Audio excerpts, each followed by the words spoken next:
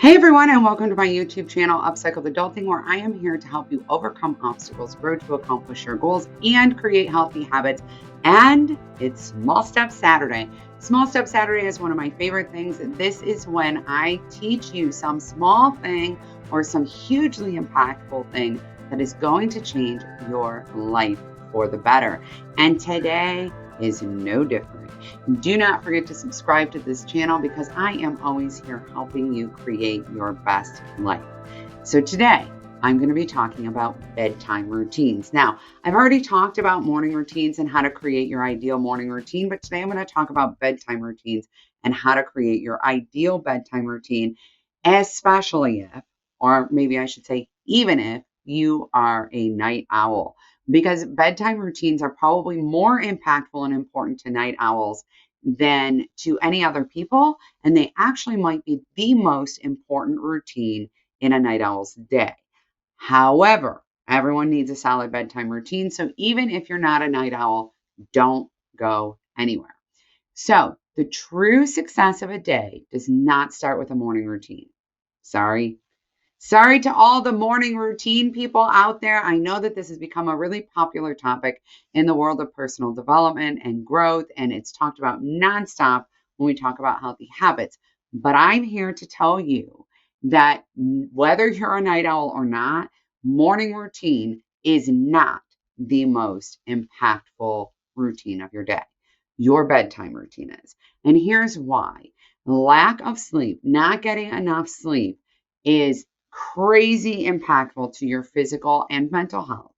And it's crazy impactful to your creativity, your productivity, and everything about how you function in your life. The average American is sleeping about 5 hours a night, and lack of sleep has actually now been linked to almost every major chronic disease, from heart disease, cancer, diabetes, you name it. Lack of sleep is connected to it. It's been bumped to the number 2 factor in weight loss, right there with nutrition. So, nutrition, sleep, then exercise. It is everything.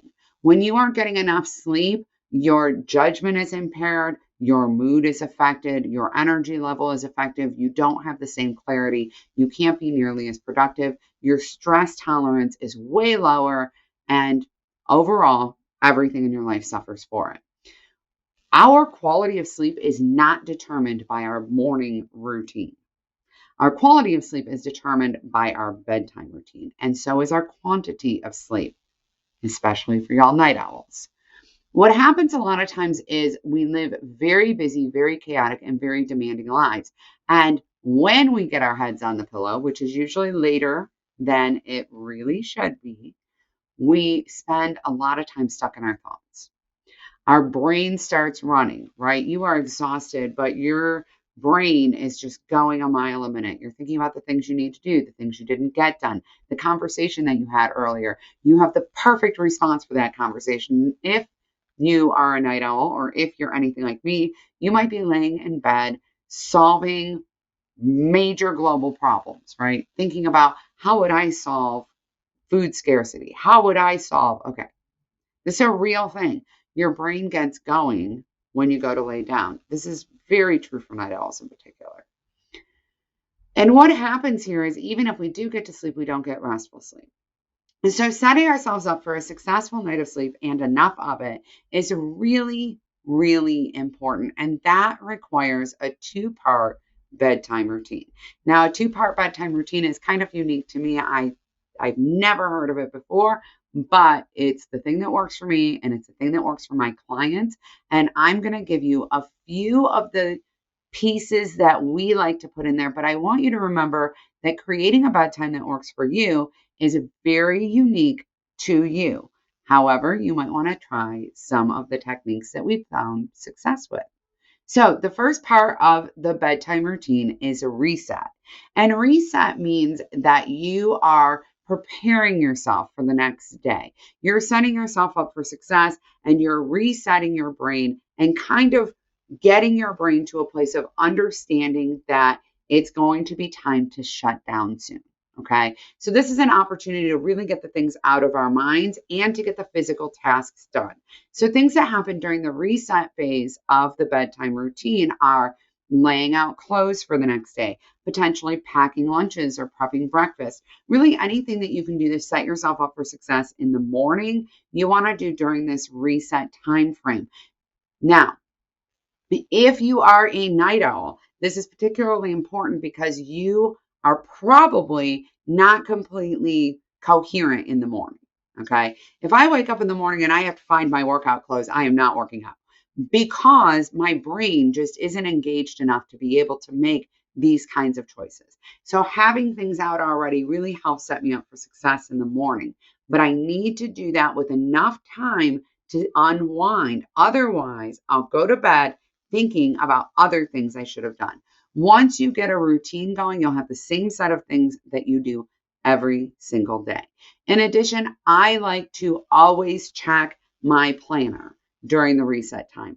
I move things around. If something didn't get done, I'll shuffle it into a later time in the week, things like that. I do that to set myself up for optimal success in the mornings. Again, my brain takes some time to wake up, and this really gives me some clarity about what's going to happen in the next day. I'm most clear in the evening. I have a lot of energy in the evening. So this also gives me a place to put some of that energy. And then the third thing that I do and my clients do, and this has been a game changer in reset, is a brain dump. And what's a brain dump? You just get out a pad of paper or a piece of paper and you write down everything that's in your brain. That's it. You just write it all down on paper. Getting it physically from your brain into your hand and onto paper is incredibly helpful. Now, when you go to bed and you're thinking, oh, I can't forget, I need to remember, what about? I'm having anxious thoughts about the conversation I had earlier. That doesn't happen because it's on the paper. And if you have a thought come into your mind, you can say, oh, nope, I've got it on the paper. I don't need to worry about it. In the morning, you can review the paper, move anything that needs to be done into your to-do list. You can cross things off of there and you know what's going on. If it's easier for you, you can do that at night. As soon as you're done brain dumping, drop it into your schedule and be done with it. Whichever way prevents the anxious thoughts better for you. I find that processing through the whole thing at night is the way to go for me, but that is not true for everyone. A lot of my clients find it's better to review it in the morning. So that's one for you to play with yourself. The second part of the bedtime routine is rest. And this is incredibly important. So I'm going to tell you one thing you must do during rest that you may not be doing now, and that is turn off all your screens. It does not matter. I can do another video on this if you'd like. I'm in the process of building an app. So I'm going to tell you this because I think it's really important. It does not matter if your screens are in dark mode. That does not matter. Okay. If you want to know why, just tell me in the comments. I'll make another video on that. But as an app developer, I'm telling you, it does not matter. Okay, if your screens are in dark mode. So turn them off. This means not watching TV in bed. This means not scrolling on your cell phone in bed. By the way, for those of you who have or will watch morning routine, I want you to know that looking at your phone within a half an hour of waking up is also problematic, usually for your mindset. So phones right on the bookends of bedtime, let's shut them down. Okay, tablet, same thing. The one thing I will say is completely fine is if you have an e-reader and you put that on dark mode, go for it because that doesn't have the same flexibility as far as color scheme goes as all the other devices you have. All right, so that kind of gives you an idea why this is such a big deal. In addition to that, I also find that it's best for me to not eat anything or drink anything within a half an hour of going to bed. I actually find that it's best for me to stop eating within about 3 hours of going to bed. And I also don't work within 3 hours of going to bed. I work for myself. I work from home. I have a very flexible schedule. If I get a great work idea, I just jot it down in my planner or my notebook. I do not work on it because then I'll be up all night long thinking about it. But in the rest phase, what you want to do is things that are conducive to resting and relaxing. So Things that I love doing are I like to read a nonfiction book because if I read fiction, I will finish it instead of going to bed. And I like to get a cup of chamomile tea. Listen, always, wherever possible, you want to keep things as simple as you can, right? So I shut off my screens a half an hour before bed. I read a nonfiction book. I drink my chamomile tea and I take myself on up to bed. That's what I do. Okay. Usually the last thing I do is put my teacup in the dishwasher and turn the dishwasher on. Just very honest there. What you want to do is create a 2-part bedtime routine. Reset is first. That's where you do the activities you need to do to set yourself up well for the next day, to eliminate some of those anxious thoughts. And then the next part is rest. In your rest phase, you can read, you can drink tea, you can stretch, you can do some yoga, you can take a hot bath, you can do a facial mask, you could, that really the choices are endless here. This is downtime. As a night owl, I find that I have to read during this time. If I don't read during this time, my brain will get going again. And then I'll go to bed and I'll be thinking of things, right? If I don't read during this time, I'll need to do a whole nother brain dump to clear my brain again. So what you want to do in creating your bedtime routine is start where you're at. Whatever your bedtime routine is now, even if you don't have one, start where you're at and add a small thing to your reset and add a small thing to your rest. Now, these will not always be balanced. I have like 6 things in my reset and only like 3 things in my rest, and that's okay. They're not always going to be balanced. But what you want to do is make sure that you're addressing both of those. So when you get started, you want to make sure that you're taking a look at both pieces, not just one, and make adjustments. Now, I also want to just make sure that everybody out there remembers that the least amount of sleep that a human needs in their lifespan is 7 to 9 hours. 7 to 9 hours of sleep is the amount of sleep that's generally recommended for people between the ages of about 25 and 45. And any ages outside of there or any health conditions, for example, I have an autoimmune condition, anything outside of that is going to require more sleep.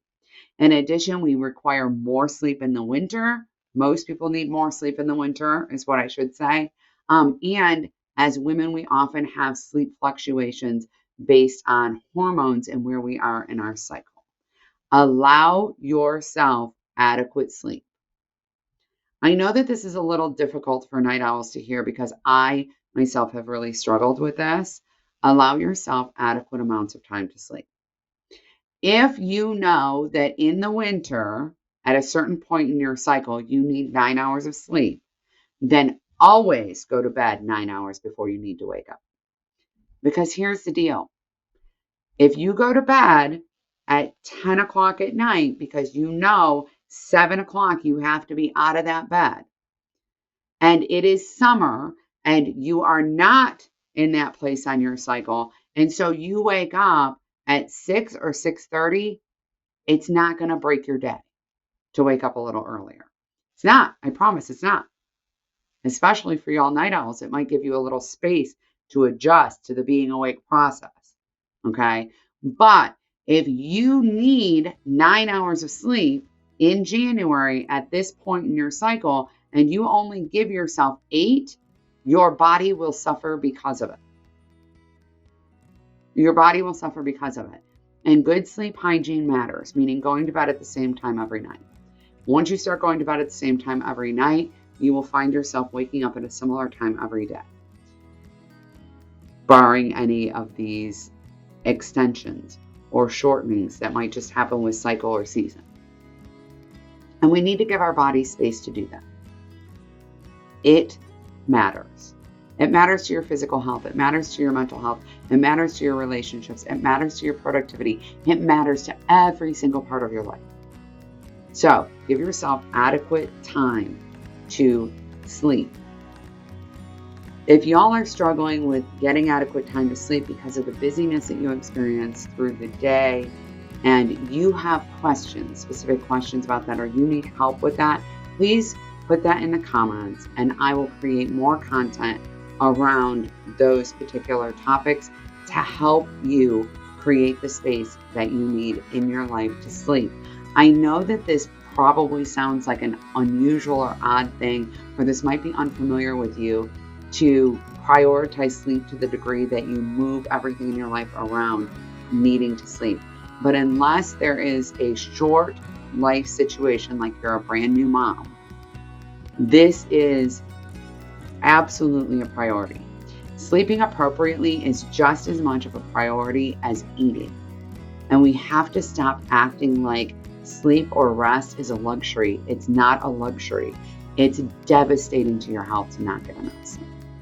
All right, do not forget to subscribe to this channel and leave me comments and let me know if there's anything here that you need a little extra help with, or that you're struggling to navigate, or that you need me to expand upon more, and I will create some content there to help you out. All right, you are amazing and you deserve to live the life that you have been dreaming about. I know it. I believe in you. Get it done. Bye, everyone.